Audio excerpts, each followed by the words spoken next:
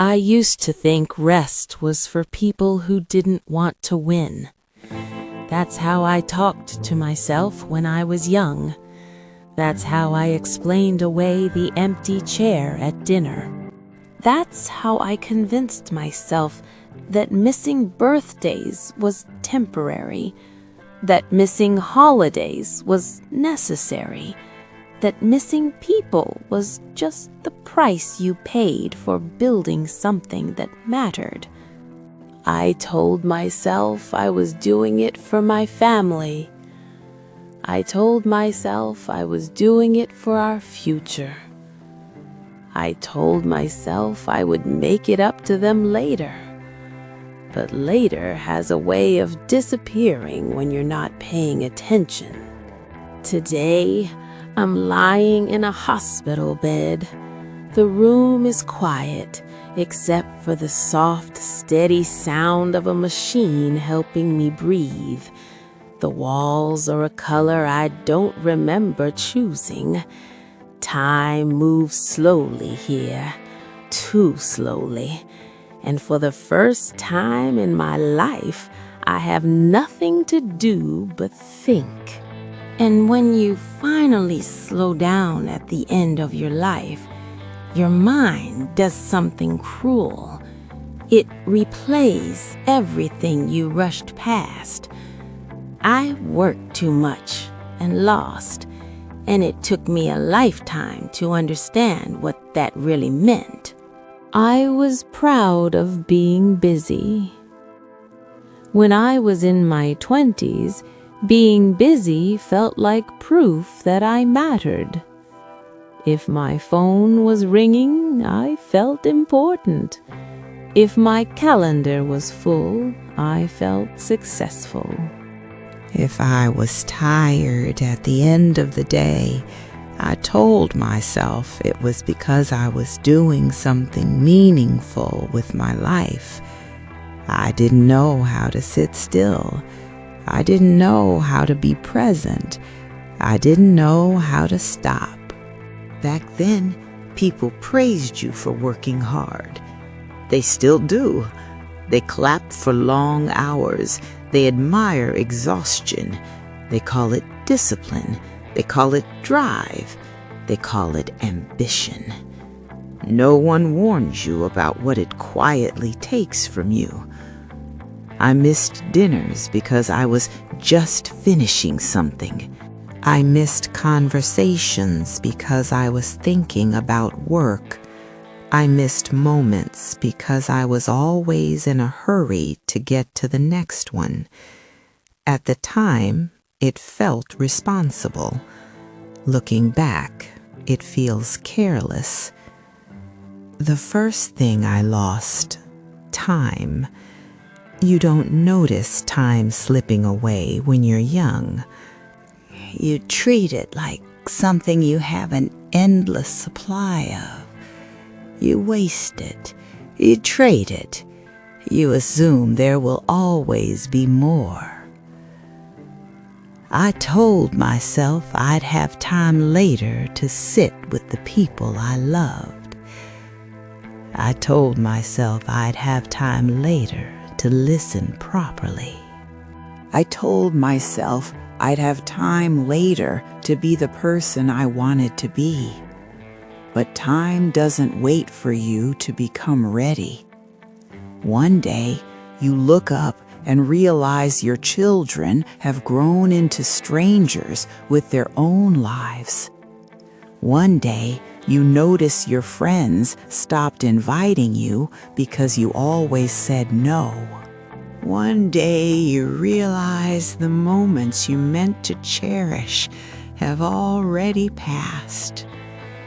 Time was the first thing I lost, and I didn't even notice it happening. The second thing I lost was people.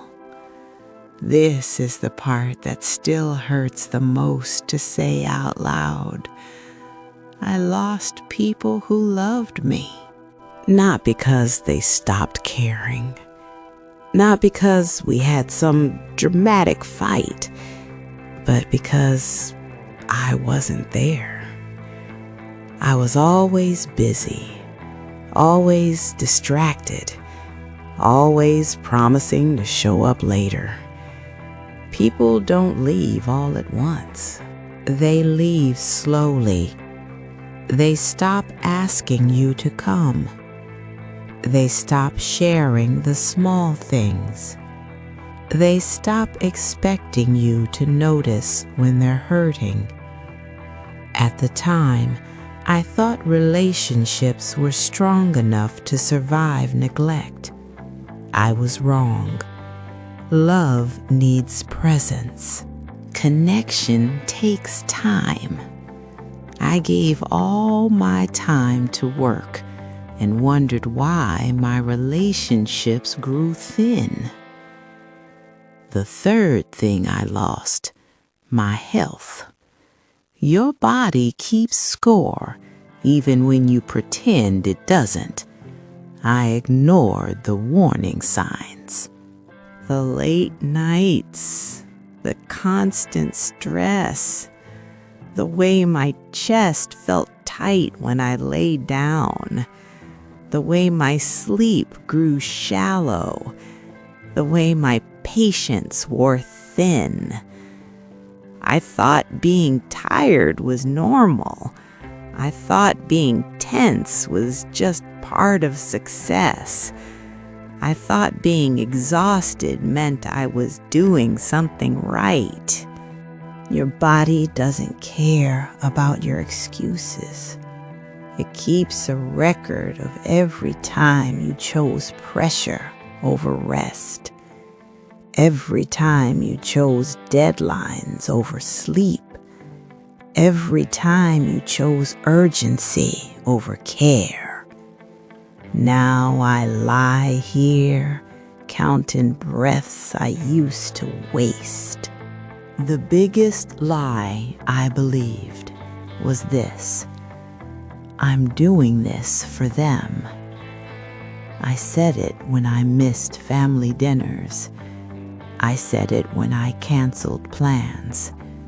I said it when I was too tired to listen. I said it when I chose work over people. It sounded noble. It sounded responsible. It sounded like love. But love doesn't feel like absence to the people waiting for you. No one remembers the late nights you worked. They remember the nights you weren't there. No one keeps the memory of your long hours. They keep the memory of your empty chair. The moment it hit me wasn't dramatic. It was quiet. I was sitting alone in a room that used to be full of noise. The house felt too big. The silence felt heavy.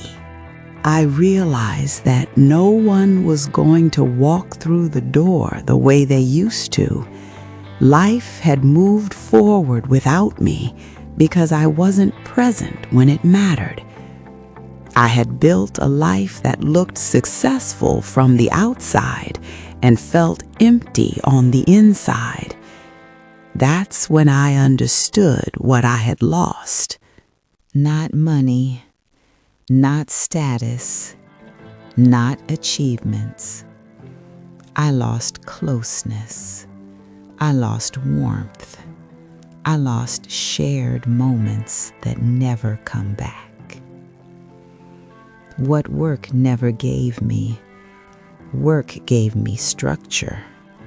Work gave me a sense of purpose. Work gave me temporary pride. But work never held my hand when I was afraid. Work never sat beside me when I was tired. Work never stayed up with me when I couldn't sleep. Work never looked at me with love. At the end of your life, the things that stay with you are not the tasks you completed. They are the people who stayed with you.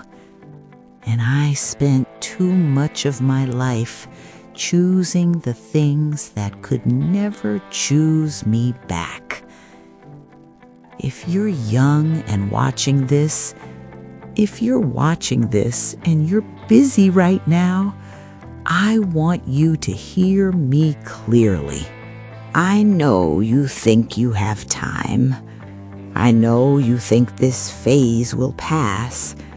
I know you'll make it up later.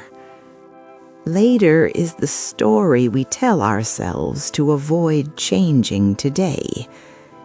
There will always be more work.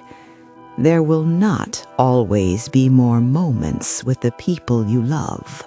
You don't have to quit your job. You don't have to give up your dreams. But you do have to stop sacrificing your life to build a life. Put the phone down sometimes. Say no to one more task. Show up when it's inconvenient.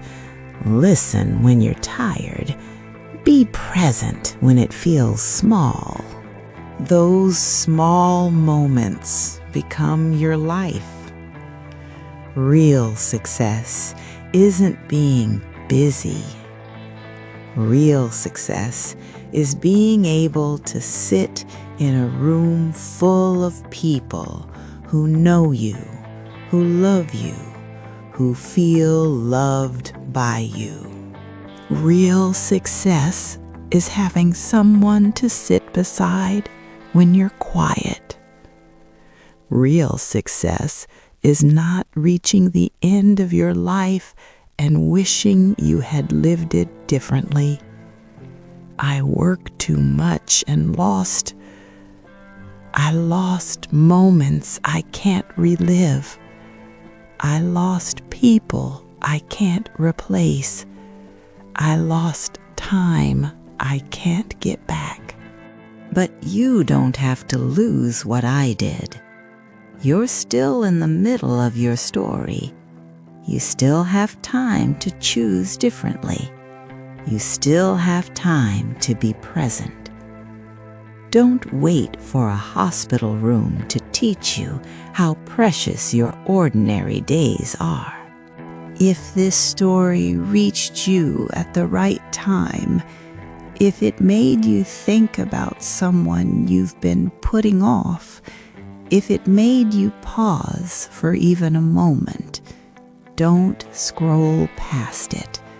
Like the video so someone else who's working themselves empty can see this before it's too late.